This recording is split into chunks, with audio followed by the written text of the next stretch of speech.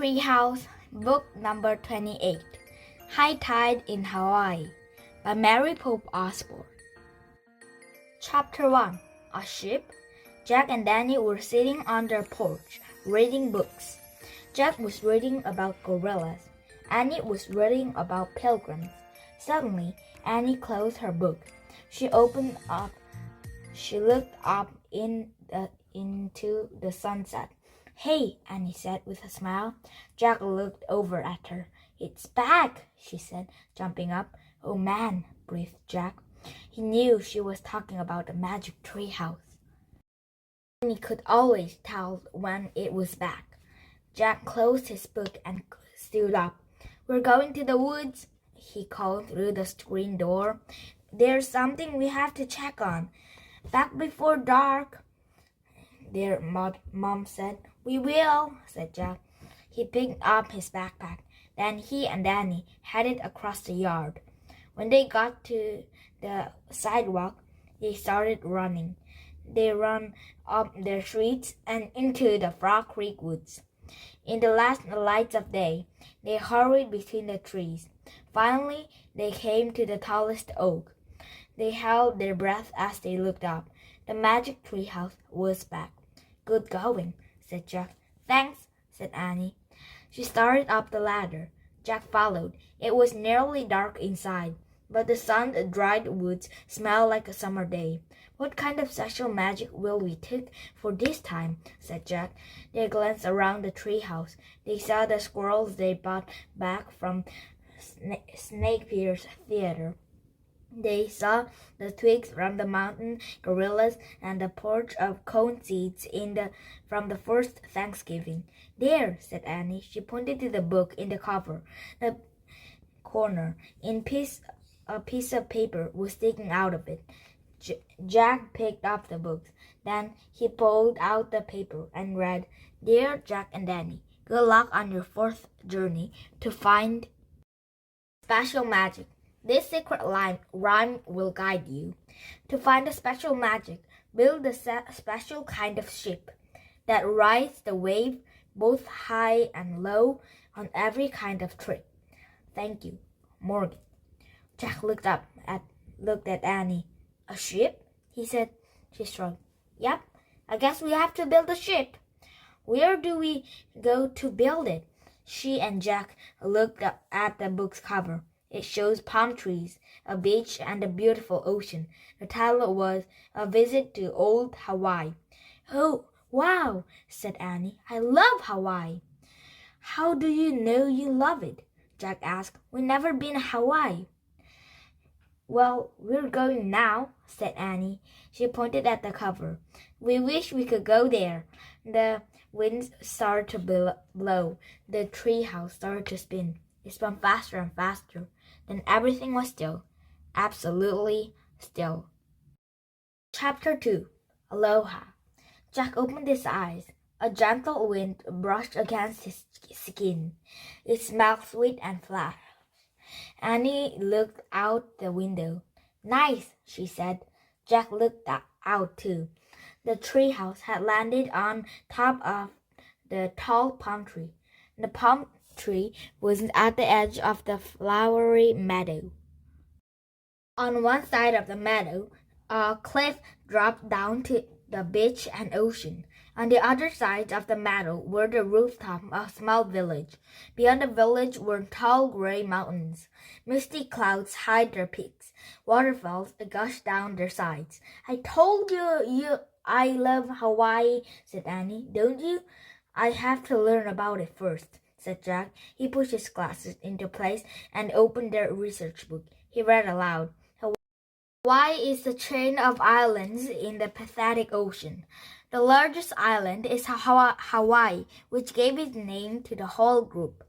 The islands were formed million years ago by volcanoes.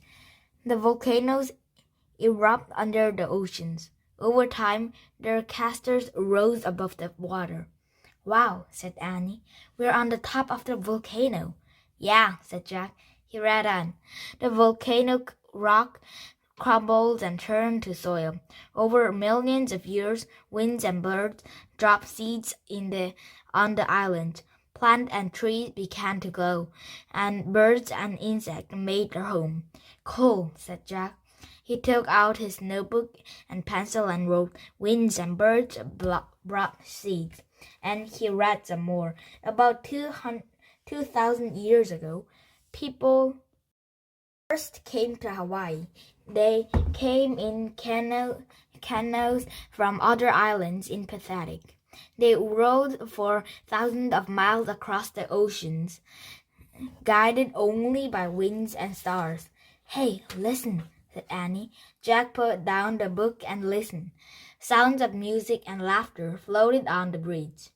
There must be a party in that village, said Annie. Let's go.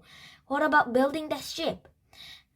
Asked Jack. We'll figure that out later, said Annie. Let's meet some people at the party. Maybe they can help us. She started down the ladder.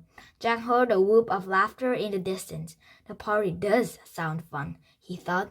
He packed up his things and followed Annie down to the ground.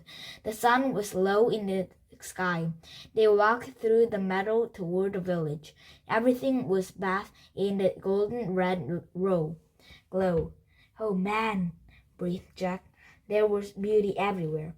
Purple flowers shaped like bells, white flowers that looked like stars, tall, fierce ferns, green spiky plants, big orange and black butterflies, and tiny yellow birds.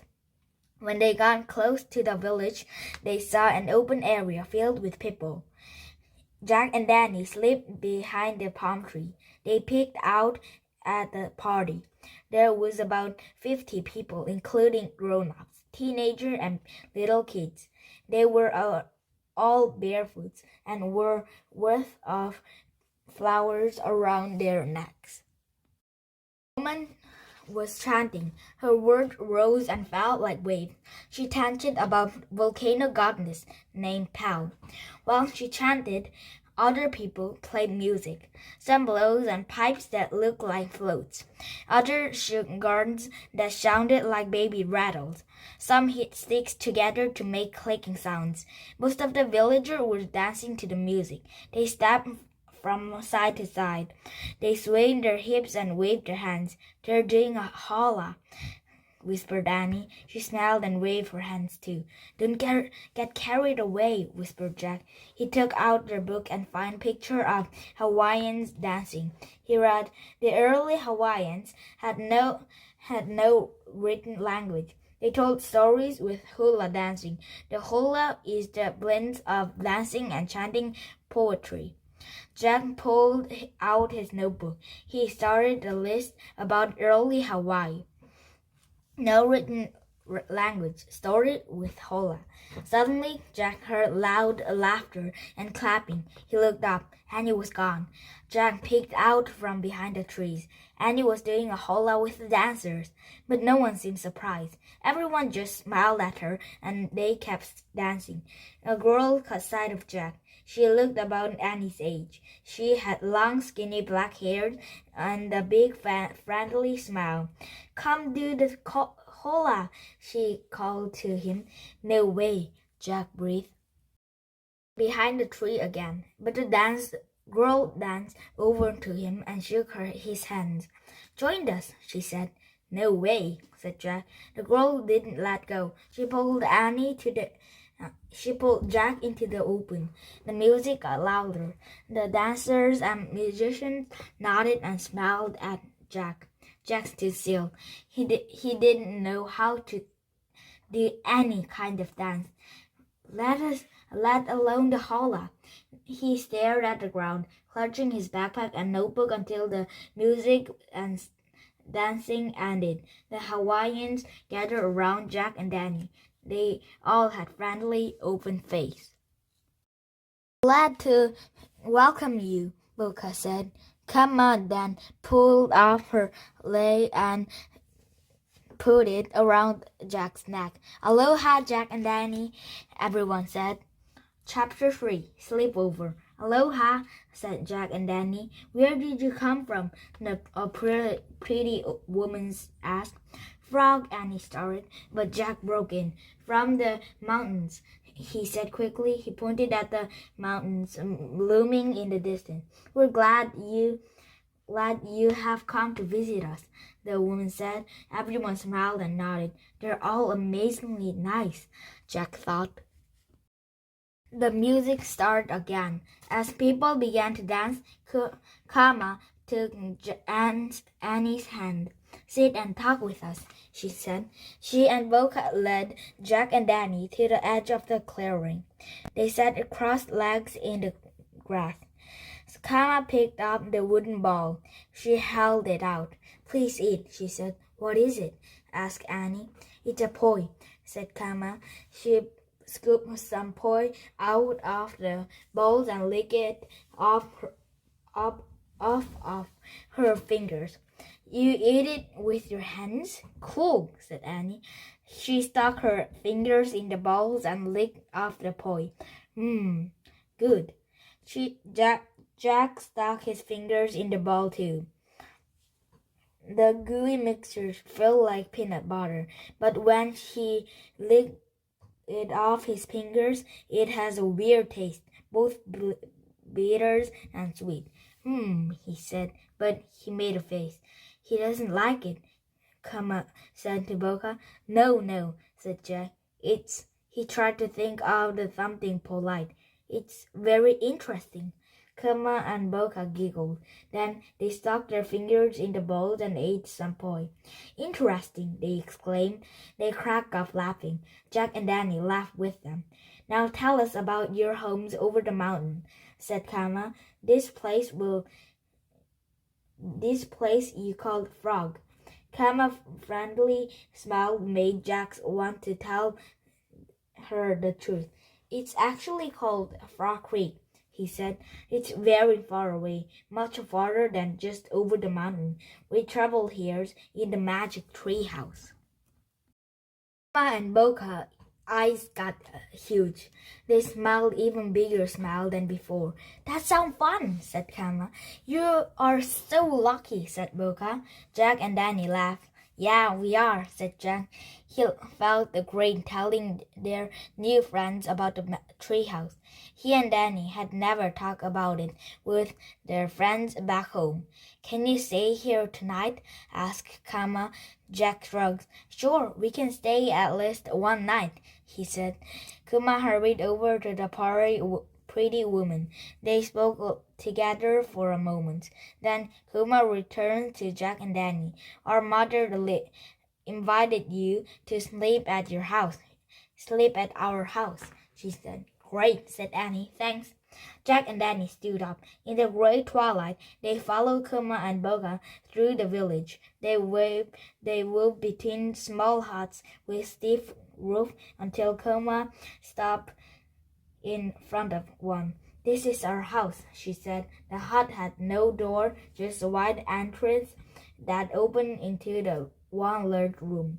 Kuma and Boka led Jack and Danny inside. In the dim light, Jack could barely see the dried grass walls and the wooden grass mats on the dirt floor. Where do we sleep? He asked. Here, said Boka. He and Kuma laid down on the mat. Annie pulled off her lei and shoes. Then she lay down too. Oh, said Jack. Okay. He took off his shoes and worth of flowers. He used his backpack as a pillow when he lay down. No warm winds rustled the palm leaves outside.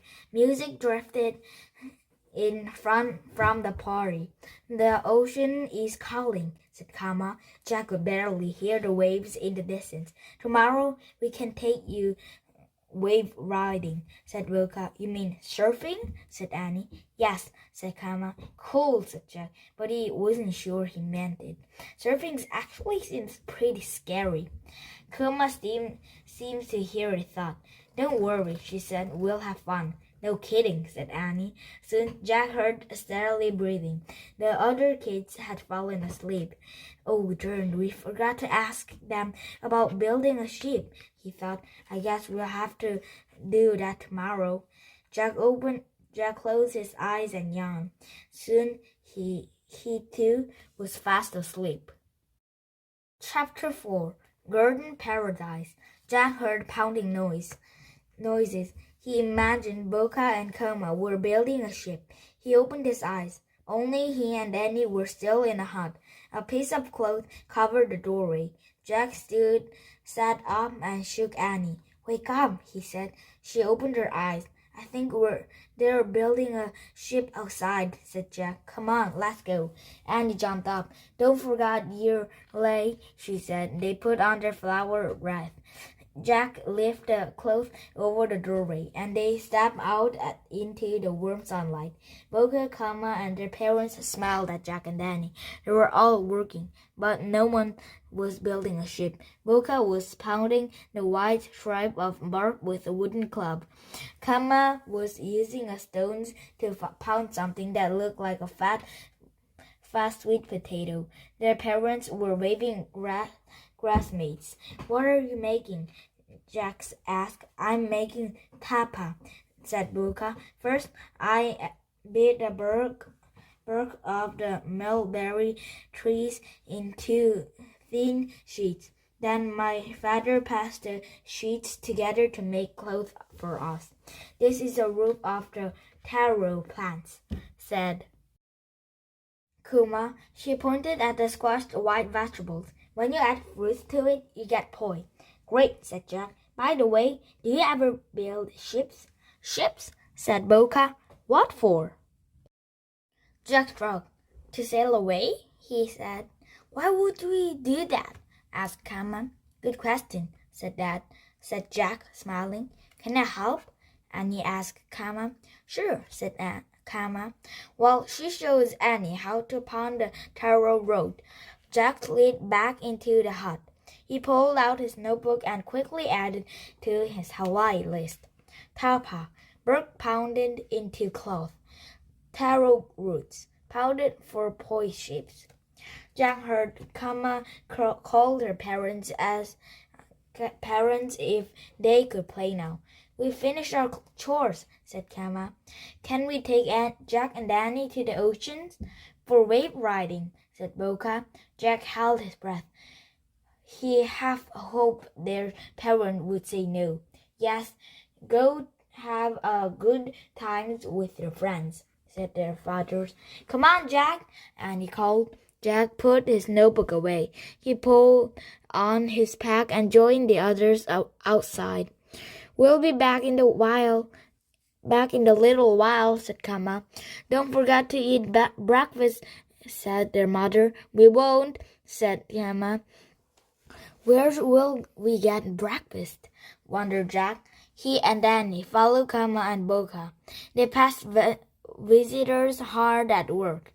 Some carried firewoods or water. Others were cutting grass or stripping barks on trees. Everyone smiled and waved. "Hungry?" Kama asked Jack and Danny. "Sure," they said. Kama and Boca went into the grove of palms near the huts. They climbed up two sliding tree trunks, using their hands and feet to push themselves up. At the top, they shook the palm leaves. "Watch out!" Kama shouted. Jack and Danny jumped back as big round coconuts fell to the ground. Kama and Boca slid down the trees. They each picked up the coconuts. Then they found rocks and began to whack the hard shells. They whacked and whacked until their coconuts cracked into half. Koma shares her with Annie. Boca shared his with Jack. Jack drank the fresh, sweet milk inside the coconuts. He said. "Interesting," said Boca. "No, means good," said Jack. Everyone laughed. Then Kama picked banana off the banana trees and gave them to Jack and Danny.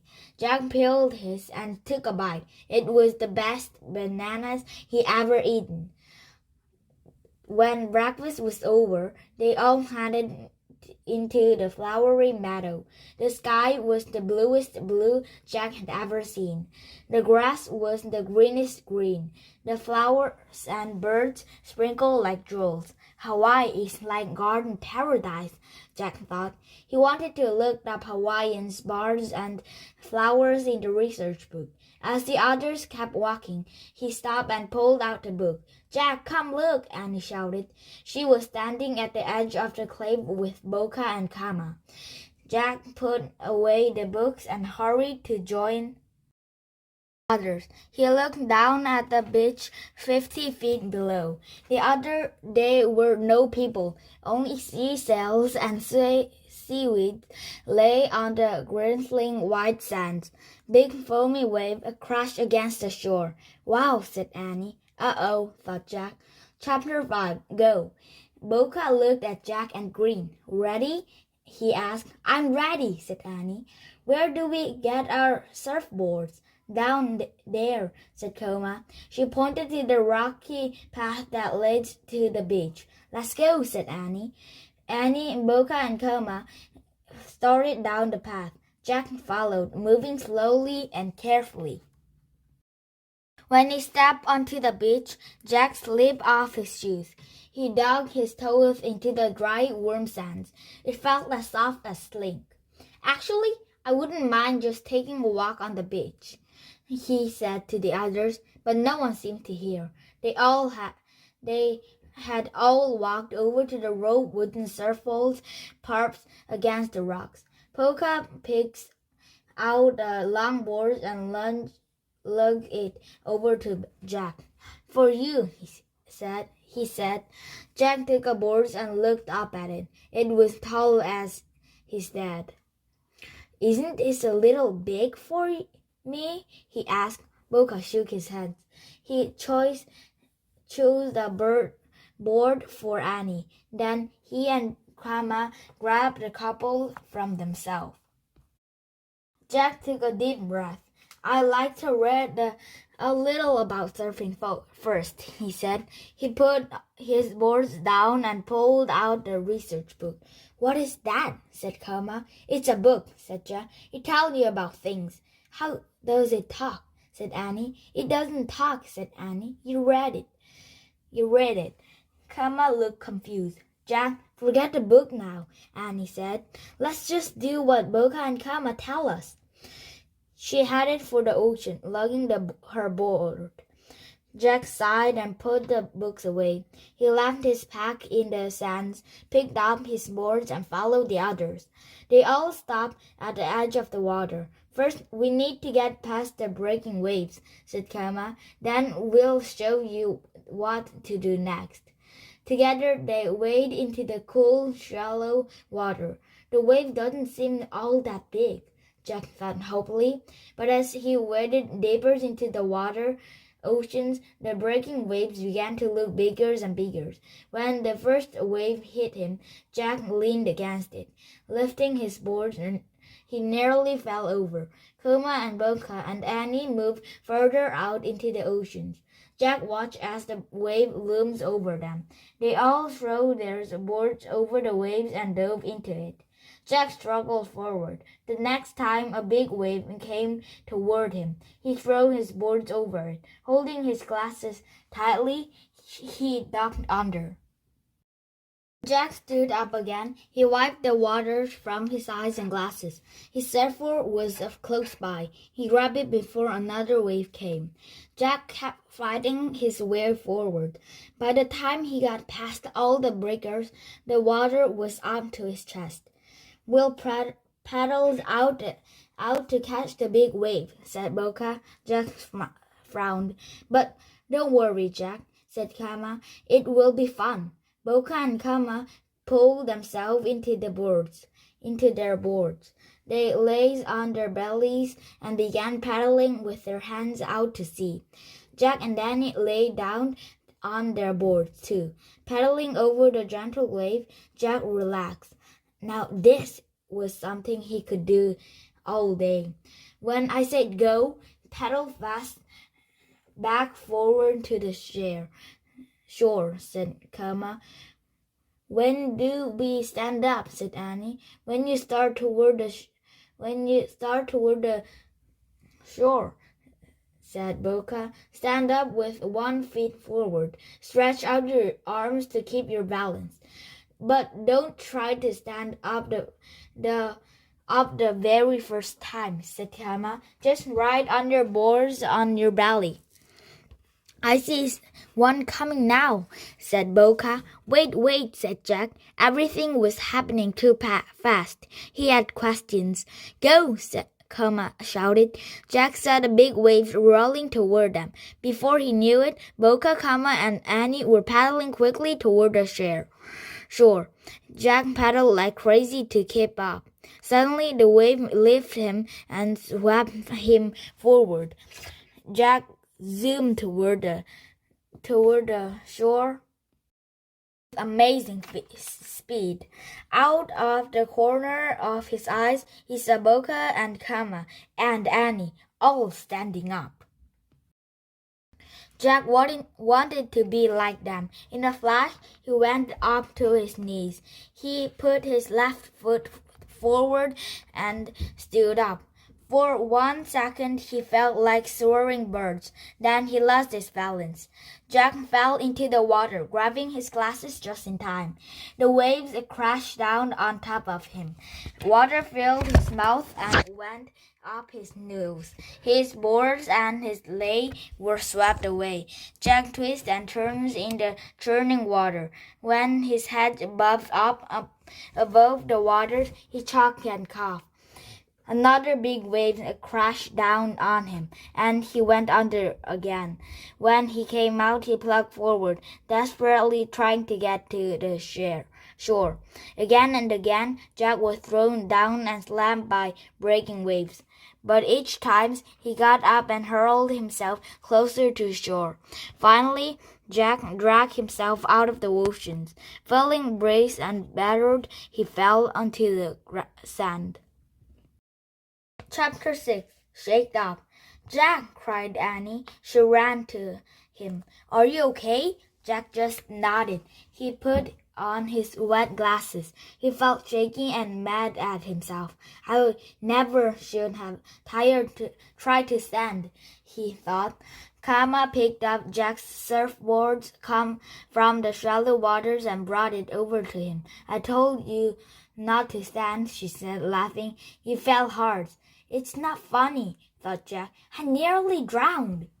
The best thing to do is to go right back out, said Boca. You go, said Jack. His eyes and nose burned from the salt water. I'll stay here. He walked over to his pack, picked it up, and took out the research book. Come on, Jack, said Annie. Try it again. Stay on your belly this time. No, this time I'm going to read about surfing first, he said. You should just try it again, said Annie, not read about it. She ran to him and pulled the books out of his hands. Jack jerked it away from her. He slipped and fell onto the sand. Kama and Boca laughed again. Why are you laughing? Jack snapped. You didn't even know how to read. Boca and Kama looked hurt. Jack, said Annie, that was mean. Say you're sorry. Jack opened this book and pretended to read it. He did feel sorry, but he was too upset to say so. Fine, stay here, said Annie. She went back to Boca and Kama. Let's go. Annie, as Jack sat alone on the bench, he looked up from his book. He watched the other kids paddling through the water. I don't care, he muttered. I'm never going back out in this wave. Morgan didn't send us here to surf anyway, he thought. She told us to build a ship.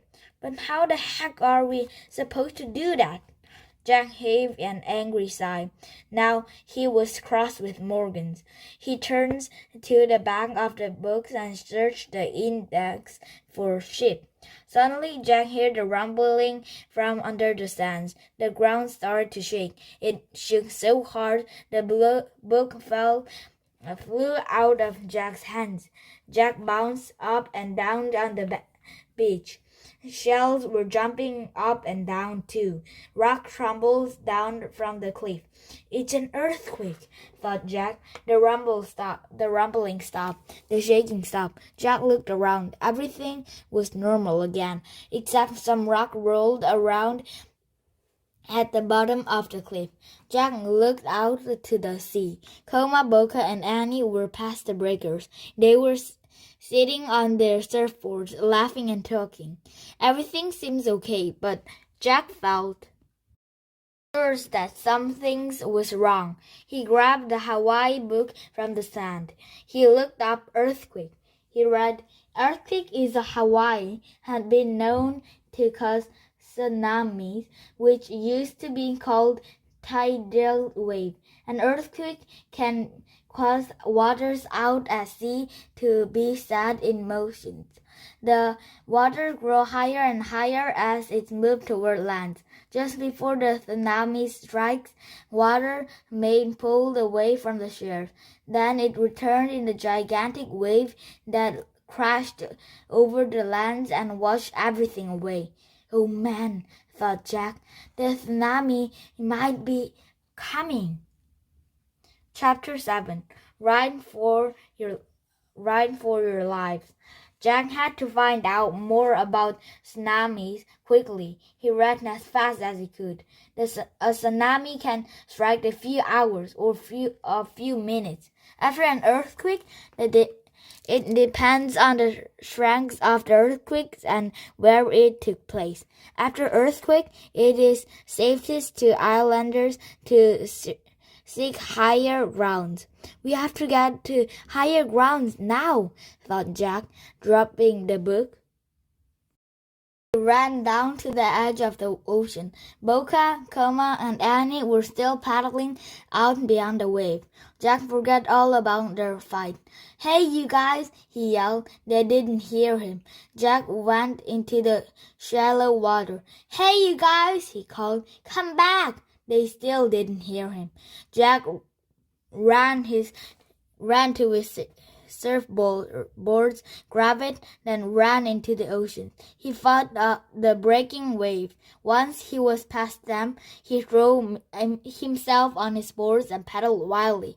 The waves swelled grow as he paddled. He could hardly see Annie, Boca, or Kama over them. Jack paddled faster and faster, trying to reach them. "Hey!" he yelled. "Hey!" Boca looked back at him. He gave Jack a friendly wave and then turned away again. "I have to get them to come to me," Jack thought fiercely. "Help! Help!" he yelled at the top of his lungs. The three kids jerked around. They paddled quickly toward Jack with worried face. "What's wrong?" Annie cried when they got closer. "Are you in trouble?" "We all are," said Jack. "A tsunami might be coming. There was an earthquake when I was on the beach." "We better ride in fast," said Boca. "Stay on your belly," said Kama. "It's safer." "Here come the waves!" cried Boca. They all started paddling. The swell of wave picked them up. They were all swept forward. Jack gripped the side of his boards as he zoomed along with the others. Suddenly, he dropped down as the waves curled under. It felt like a roller coaster, but he stayed on his boards as the wave carried him to the shore. Jack rolled off into the shallow water. He snatched off his boards and ran onto the sand. Boca and Kama were waiting. "Good riding, Jack," said Boca. "Where's Annie?" asked Jack. Boca pointed. Annie was in the shallow water, pulling her boards in. As they watched, something very weird began to happen to the ocean. The water around Annie started to pull away. Chapter 8. The Big Wave. "Run, Annie!" Jack screamed. The water drove away from the beach. Then a loud hissing sound came from the sea. Suddenly, fish flapped on the bare sands. Annie threw down her boards and ran. She grabbed Jack's hands as she ran by him. Jack grabbed Boca's hands and Boca grabbed Kama's hands. They all ran together, pulling each other along as they raced to the cliff. Boca and Kama ran up the cliff path. Jack and Annie grabbed their shoes and Jack packed. Then they scrambled up the path too. At the top of the cliff, everyone looked back. Jack couldn't believe his eyes. The wave rising up like a dark mountain of water. It came surging toward the shore, growing even taller. "Wow!" whispered Annie. "Get back!" shouted Boca. The four of them bailed back from the edge of the rocky slope. The mountain of water crashed against the cliff. Water sprayed over the top of the rocks and rained down on them. When the water rolled back over the cliff, they all hurried back to the edge to see what had happened. The rocky cliff path was gone. The gigantic wave was moving back out to sea, taking rocks, sand, seaweeds, seashells, and the surf boulders with it. "Scary," breathed Annie. "Yeah," said Jack. "We just made it." "Boca, Koma!" voice yelled. They turned around. Jack saw Boca and Koma parents racing across the meadow toward them. Other villagers followed. The two Hawaiian kids ran into their parents' arms. Soon, Jack and Danny were surrounded by villagers. Everyone was laughing and crying and hugging each other. Jack hugged Annie. He hugged Kama and Boca and their parents, and lots of other people he didn't even know. Chapter 9. Telling the Story. Finally, the hugging and crying and laughing died down. The villagers started to walk back to their huts. Jack and Danny followed Boca, Kama, and their parents. "I felt the ground shaking." "And Will felt the ground shaking," said Boca and Kama's father. "We knew the big wave might follow." "Jack saved us," said Boca. "He read in the book and found out about the big wave." "What's the book?" asked his mother. "Shows them," and he said to Jack. Jack reached into his pack and took out the research book. "It tells about the big wave in here," he said. "Book gave lots of information." "Ah," said Boca and Kama's mother. "A book is a very good thing." "Books tell stories too," said Annie. "That is impossible," said Kama. "The book cannot move its feet or wave its hands. It cannot sing or chant." "That's true," said Jack, smiling. "Now we should do the Hawwaii," Boca said to Annie, Kama, and Jack, "and tell our story." "I'll what?" said Jack, stepping away. Boca and Kama's father called for music. The villagers gathered around. A man started to play a pipe. A teenage boy knocked two sticks together. Some women began shaking rattles, but Boca, Kama, and Annie waved their hands in time to the music. They stepped from side to side. They swayed their hips. Kama chanted about going out into the water. She, Boca, and Annie waved their hands and showed how they paddled out to sea. Kama chanted about how Jack had warned them. She and the others waved their hands to show how they rode their surfboard to shore. Then Jack surprised himself. He waved his hands and showed how he rode his surfboard like a bird soaring through the air. The next thing he knew, he was stepping from side to side. He was swaying his hips. He was doing the Hawwaii. Tama chanted about how the water had pulled away from the shore, and how they had climbed to safely, and how the giant wave had crashed against the cliff. As Kama chanted the story, all the villagers joined in the dance. The tall grasses swayed, the palm trees swayed, and all the hula dancers swayed too. When the story ended, everyone clapped. Thanks for helping us, Boca said to Jack and Danny. We're the good team, said Annie. We're the best friends, said Kama. Yeah, said Jack. I'm sorry I said mean things. We're sorry we laughed at you, said Mocha. I'm sorry I grabbed the book, said Annie. Our mothers said friendship is like riding the wave, said Kama. Sometimes you ride low, gentle wave. Sometimes you ride high, row ones. Annie gasped. She looked at Jack. She repeated Morgan's rhyme. To find the special magic, build a special kind of ship that ride the wave both high and low on every kind of trip. Friendship.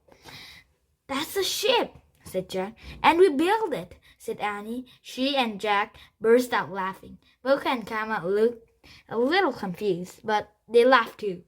We have to go back to our home now, Annie said to Boca and Kama. It's time to say goodbye, said Jack. We never say goodbye, said Kama. We say aloha when we greet our friends, and we say aloha when we leave them.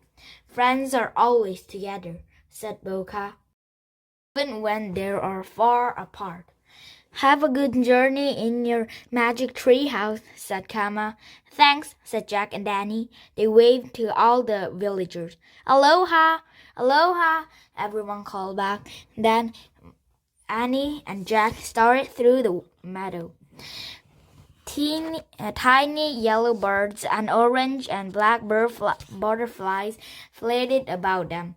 At the edge of the meadow, they came to the grove of palm trees.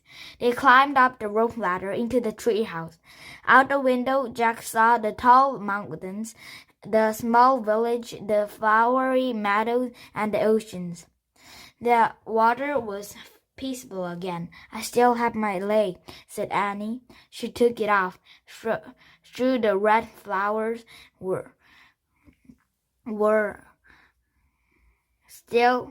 there. They were still a little fluffy.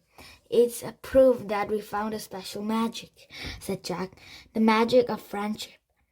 Annie put the lei on the floor next to the place growed the twigs and the corn seeds. Then she picked up the Pennsylvania book. Ready? She asked. Jack sighed. I love Hawwaii, he said. Finally, you admit it, said Annie. She pointed at the picture of the Frog Creek woods. I wish we could go home now. The wind started to blow. The treehouse started to spin. It spun faster and faster. Then everything was still. Absolutely still. Chapter 10. Everyday Magic. Jack opened his eyes. The sun was setting beyond the woods. No time at all had passed in Frog Creek. Welcome back, said the soft, lovely voice. Morgan Le Fay was in the magic treehouse. Morgan! Cried Annie. She threw her arms around the entrances. Jack hugged Morgan's too. Look, Morgan, said Annie, we have a proof we found 4 special kind of magic. Yes, I see, said Morgan. Morgan picked up the play scroll that Shakespeare had given Jack and Danny in Old England. You found the magic of theater, she said. Morgan picked up the twig from the mountain gorillas in the African cloud forest, and the magic of animals, she said. Morgan picked up the pouch of corn seeds from their trip to the first Thanksgiving, and the magic of community, she said. Finally, Morgan picked up the wreath of flowers from Kama and Boca, and you discovered the magic of friendship, she said. Morgan looked at Jack and Danny for the long moment. Listen carefully to what I'm about to tell you about, she said. Yes, they both leaned forward. You are now magician of everyday magic, said Morgan. You have learned to find the magic in things you encounter on Earth every day. There are many other forms of everyday magic. You never have to look far to find it. You only have to live your life to the fullest. Jack and Danny nodded. Soon you will be called upon to use your knowledge of everyday magic in the realms of fantasy. The realm of fantasy, said Jack. Are we going back to Camelot? Said Annie. Before Morgan could answer, a shout came from a distance. Jack! Annie! Our dad's calling, said Annie. Let's go home now, said Morgan gently. Rest and get ready to test your power. Your most exciting challenge are yet to come. Goodbye, Morgan, said Annie and Jack. They hugged the entrances. Then Jack took the Hawwaii book out of his pack and gave it to Morgan. He put on his backpack and followed Annie down the ladder. When they stepped into the ground, there were the great world above them. Jack and Danny looked up. The swirl of sparkling light lit the top of the tree. Then the light was gone. The treehouse was gone. Morgan Le Fay was gone too. Jack and Danny didn't speak for a long moment. Then Jack broke the silence. Our most exciting challenge are yet to come, he said. What do you think Morgan meant by that? I don't know, said Annie. It sounded a little scary, said Jack. That's okay, we can handle it, said Annie. She smiled. We're magicians of everyday magic. Jack smiled. Yeah, he said. I guess we are. They walked out of the woods as the sun was setting. Down the streets, their moms and dads were standing on their front porch. They waved at Jack and Danny. Jack felt a surge of happiness. There's another kind of every magic, he thought, the magic of family. In that moment, it seemed the best magic of all.